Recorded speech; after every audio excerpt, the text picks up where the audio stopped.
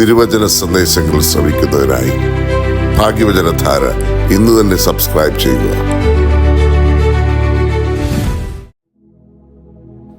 ദൈവതിരുനാമത്തിന് മഹത്വമുണ്ടായിരിക്കട്ടെ. ഭാഗ്യവചനധാര ശ്രവിക്കുന്ന എല്ലാവർക്കും കർത്താവായ യേശുക്രിസ്തുവിന്റെ ധന്യനാമത്തിൽ സ്നേഹവന്ദനം. അപ്പോസ്തലനായ പൗലോസ് തീമോത്തിയോസിന് എഴുതിയ 2-ാമത്തെ ലേഖനം 1:7 ഭീരുത്വത്തിൻ്റെ ആത്മാവിനെ അല്ല, ശക്തിയുടെയും സ്നേഹത്തിൻ്റെയും സുബോധത്തിൻ്റെയും ആത്മാവിനെ അത്രേ ദൈവം നമുക്ക് തന്നത് എന്ന് പറയുന്നു. പ്രിയമുള്ളവരെ, ക്രിസ്തീയ വിശ്വാസികളായ ദൈവജനം അറിഞ്ഞിരിക്കേണ്ടതും ജീവിതത്തിൽ സ്വീകരിക്കേണ്ടതും പ്രാവർത്തികമാക്കേണ്ടതുമായ സുപ്രധാനമായ കാര്യങ്ങളാണ് പൗലോസ് അപ്പോസ്തലൻ ഈ വാക്യത്തിലൂടെ നമ്മോട് പറയുന്നത്. ദൈവത്തെക്കുറിച്ചോ ദൈവജനത്തെക്കുറിച്ചോ ദൈവരാജ്യത്തെക്കുറിച്ചോ മറ്റുള്ളവരോട് സുവിശേഷിക്കുന്നതിൻ്റെ ഫലമായി പീഡനങ്ങളോ മരണശിക്ഷയോ വിധിക്കപ്പെടുമ്പോൾ ഭയപ്പെട്ട് ഓടുന്നവരോ ഓടേണ്ടവരോ അല്ല ക്രിസ്തീയ വിശ്വാസികൾ എന്ന സത്യമാണ് ആദ്യം തന്നെ ഈ വാക്യത്തിലൂടെ പൗലോസ്ലീഹ നമ്മെ ബോധ്യപ്പെടുത്തുന്നത്. തുടർന്ന് ആത്മീയ ജീവിതത്തിൽ നിലനിൽക്കുവാൻ ദൈവം നമുക്ക് നൽകുന്ന 3 കാര്യങ്ങൾ നമ്മോട് പറയുന്നു. 1, ശക്തിയുടെ ആത്മാവിനെ ദൈവം നമുക്ക് നൽകുന്നു. കർത്താവായ യേശുക്രിസ്തു കുരിശിൽ മരിച്ച് അടക്കപ്പെട്ട് 3-ാം ദിവസം ഉയർത്തെഴുന്നേറ്റ് 40 ദിവസം ഈ ലോകത്ത് തൻ്റെ ശിഷ്യന്മാരോടുകൂടെയും വിശ്വാസികളോടുകൂടെയും ജീവിച്ച് സ്വർഗാരോഹണം ചെയ്യുന്നതിന് തൊട്ട് മുൻപ് ശിഷ്യന്മാർക്ക് കൊടുക്കുന്ന ഏറ്റവും വലിയ ഒരു അനുഗ്രഹമാണ് അപ്പോസ്തല പ്രവൃത്തികൾ 1:8 പറയുന്നത്. അവിടെ പരിശുദ്ധാത്മാവ് നിങ്ങളുടെ മേൽ വരും, നിങ്ങൾക്ക് ശക്തി ലഭിക്കും എന്ന് പറയുന്നു.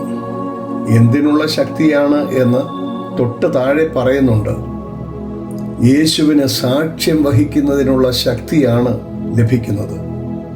ആ ശക്തി ലഭിച്ചു കഴിഞ്ഞാൽ ഏത് പ്രതികൂല സാഹചര്യങ്ങളെയും അതിജീവിച്ച് അനുകൂലമാക്കി ദൈവത്തിൻ്റെ ജീവനുള്ള വചനം ധീരതയോടെ ലോകത്തോട് അറിയിക്കുവാനുള്ള ശക്തിയാണ് ദൈവം നമുക്ക് നൽകുന്നത്. 2-ാമതായി സ്നേഹത്തിൻ്റെ ആത്മാവിനെ ദൈവം നമുക്ക് നൽകുന്നു. പ്രിയമുള്ളവരെ, നമ്മളെ സ്നേഹിക്കുന്നവരെ മാത്രം സ്നേഹിക്കുവാനുള്ള ആത്മാവിനെ അല്ല ദൈവം നമുക്ക് തരുന്നത്. പിന്നെയോ നമ്മൾ എല്ലാവരെയും സ്നേഹിക്കേണ്ടവരാണ്. നമ്മുടെ ശത്രുക്കളെ പോലും സ്നേഹിക്കുവാനുള്ള ദൈവികമായ സ്നേഹമാണ് ദൈവം നമുക്ക് തന്നത്. 3-ാമതായി സുബോധത്തിൻ്റെ ആത്മാവിനെ ദൈവം നമുക്ക് നൽകുന്നു. എന്താണ് സുബോധത്തിൻ്റെ ആത്മാവ്? പ്രിയമുള്ളവരെ, അശുദ്ധാത്മാക്കൾ ബാധിക്കുമ്പോഴാണ് മനുഷ്യൻ്റെ സുബോധം നഷ്ടപ്പെടുന്നത്. അങ്ങനെ സുബോധം നഷ്ടപ്പെട്ട് വസ്ത്രം പോലും ധരിക്കാതെ ചങ്ങലകളാൽ ബന്ധിച്ചിട്ട് അതെല്ലാം വലിച്ച് പൊട്ടിച്ച് കല്ലറകളിൽ ജീവിക്കുന്ന ഒരു മനുഷ്യനെ കണ്ടപ്പോൾ യേശു അവനിൽ കുടിയിരുന്ന അശുദ്ധാത്മാക്കളെ ശാസിച്ച് പുറത്താക്കി. അവൻ സുബോധമുള്ളവനായി തീർന്നു.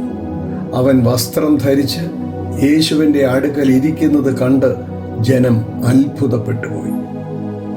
വിശുദ്ധ മർക്കോസിന്റെ സുവിശേഷം 5-ാം അധ്യായം വായിക്കുമ്പോൾ നമുക്ക് ഈ കാര്യം വ്യക്തമായി മനസ്സിലാകും.